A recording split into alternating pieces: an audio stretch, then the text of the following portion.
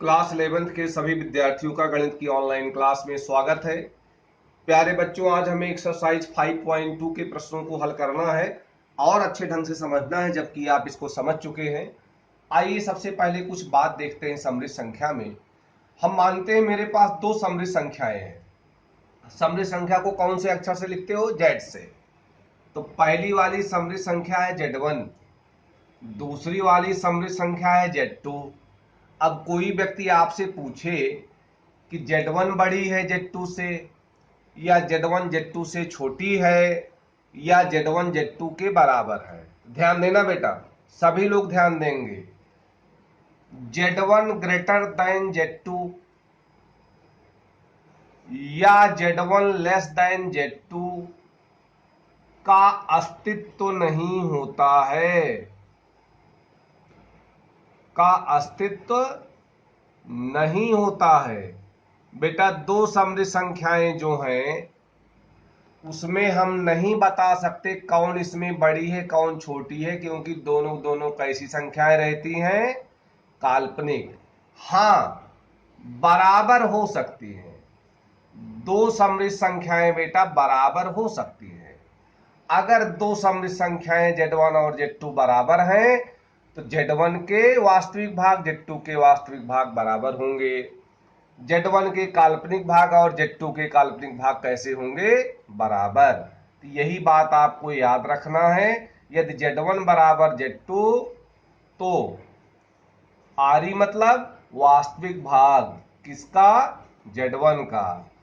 आरी Z2 तथा Z1 का काल्पनिक भाग बराबर Z2 का काल्पनिक भाग। जैसे हम कह दें 3 plus i X equal to Y plus 4i। तो x और y का मान बताओ।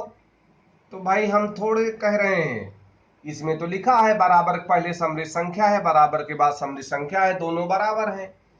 अगर a प्लस आई बी रूप में दोनों लिखे गए हैं तब आप तुलना कर लो।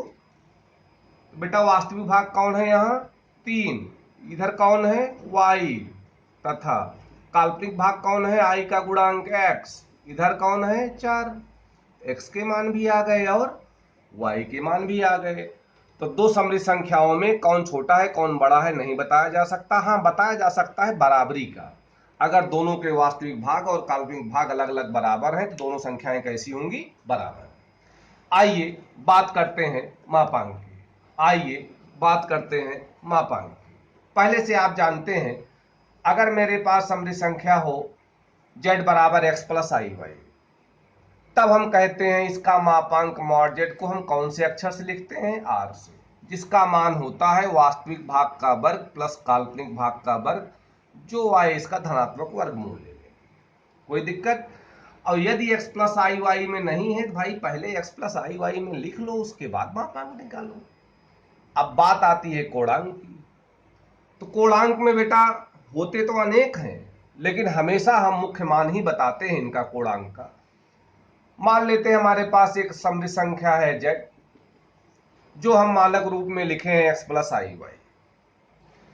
तो सबसे पहले मानक रूप में नहीं है तो आप मानक रूप में लिख देंगे। मानक रूप में लिखने के बाद बेटा उसे बिंदु के रूप में लिख देंगे, निर्देशांक के रूप में लिख देंगे।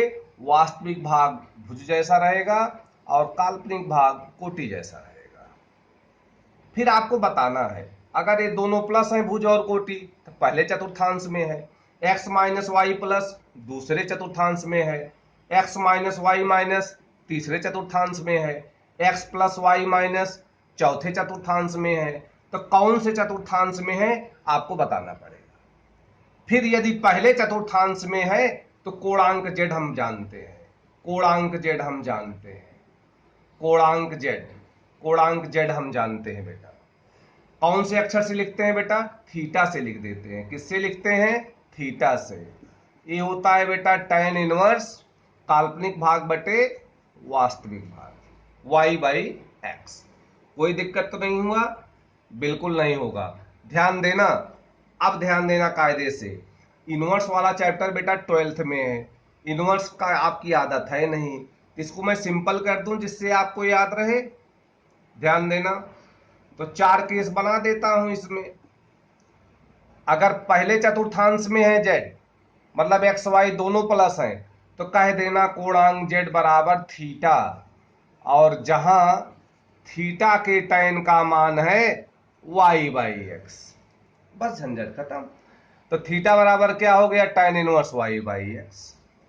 अगर दूसरे चतुर्थांश में है तब कोणांक z देखो बेटा, पाई माइनस थीटा, क्या होगा, पाई माइनस थीटा।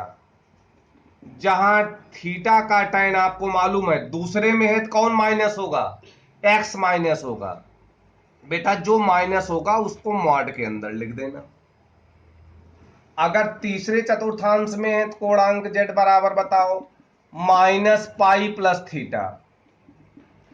जहां थीटा के tan का मान है मॉड y बटे मॉड x। क्यों मॉड लगाया है, दोनों माइनस है भाई, भुज भी है और कोटि भी है। अगर चौथे चतुर्थांश में है तो बेटा माइनस थीटा, जहां थीटा के tan का मान हर जगह बेटा y बाई एक्स होगा। अब चौथे में है तो कौन माइनस होगा, कोटि। कोटि का प्रतिनिधित्व कौन करता है, y।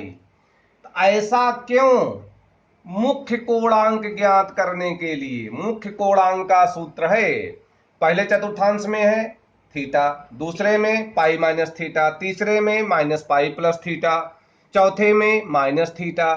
और प्रत्येक जगह थीटा के tan का मान काल्पनिक भाग बटे वास्तविक भाग, जो भाग इसमें माइनस में होगा उसको आप किस में ले लेंगे, मॉड में। आइए मेरे पास दो प्रश्न है, पहला और दूसरा, पहले इसको करते हैं। मापांक और कोणांक बताना है।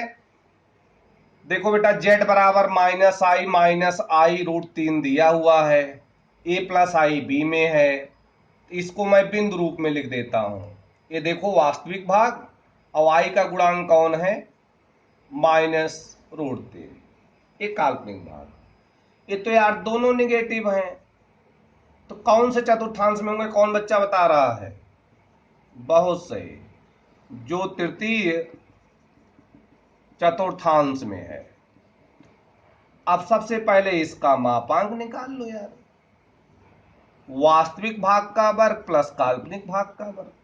वास्तविक भाग कौन है बेटे, -1, काल्पनिक कौन है, -√3।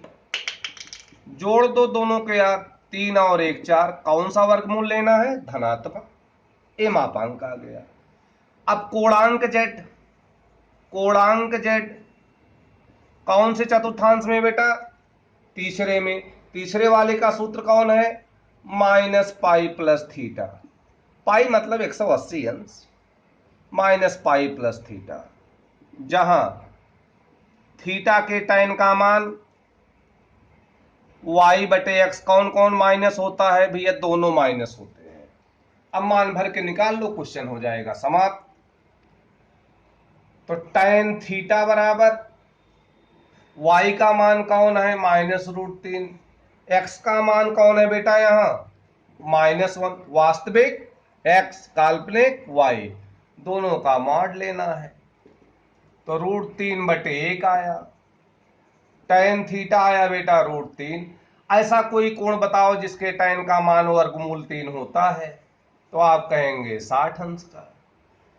तो थीटा बराबर क्या आ गया बेटा, 60 अंश। बेटा इसको रेडियन में कर देना, तो पाई बटे 180 से आप गुणा कर देते हैं, कितना आया, पाई बटे 3 आ गया। अब कोणांक z वाले में ले जाके मान भर दो। कोणांक z बराबर minus pi plus theta, minus pi है और थीटा का मान भी आपने रेडियन में निकाला है। बेटा लघुत्तम ले लेना, -3 पाई प्लस पाई, -2 पाई बटे 3, यही इसका है कोणांक। लेकिन मैंने मुख्य कोणांक निकाला है, अब आपको कोणांक ही बताना है, उत्तर देके हट जाना है तो सभी जगह आप लिख देंगे कोणांक बराबर थीटा, कोणांक थीटा, कोणांक थीटा, कोणांक थीटा, थीटा के tan का मान y बाई एक्स।